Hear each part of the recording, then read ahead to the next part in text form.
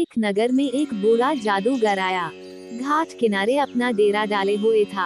वह दिन भर बैठा रहता और बीच बीच में ऊंची आवाज में चिल्लाता, जो चाहोगे सो पाओगे। उस रास्ते से गुजरने वाले लोग उसे पागल समझते थे। वे उसकी बात सुनकर अनसुना कर देते और जो सुनते वे उस पर हंसते। एक दिन एक बेरोजगार युवक उस रास्ते से गुजर रहा था।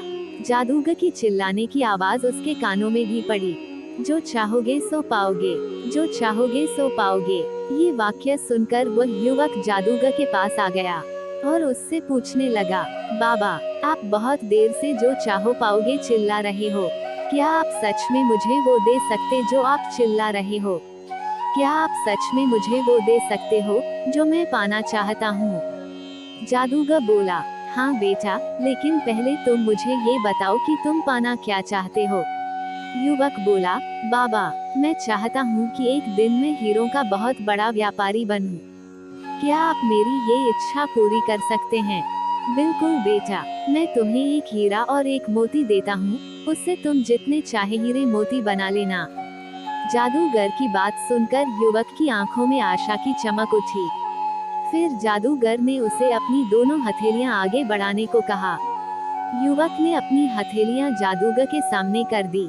जादूगर ने पहले उसकी एक हथेली पर अपना हाथ रखा और बोला, बेटा, ये इस दुनिया का सबसे अनमोल हीरा है।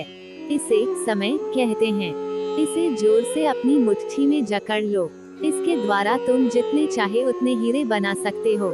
इसे कभी अपने हाथ से निकलने मत देना।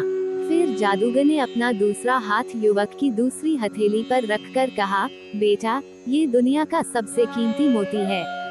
इसे धैर्य कहते हैं। जब किसी कार्य में समय लगाने के बाद भी वांछित परिणाम प्राप्त ना हो, तो इस धैर्य नामक मोती को धारण कर लेना। यदि यह मोती तुम्हारे पास है, तो तुम दुनिया में जो चाहो वो हासिल कर सकते हो। युवक ने ध्यान से जादूगर की बात मानी और उन्हें धन्यवाद दिया।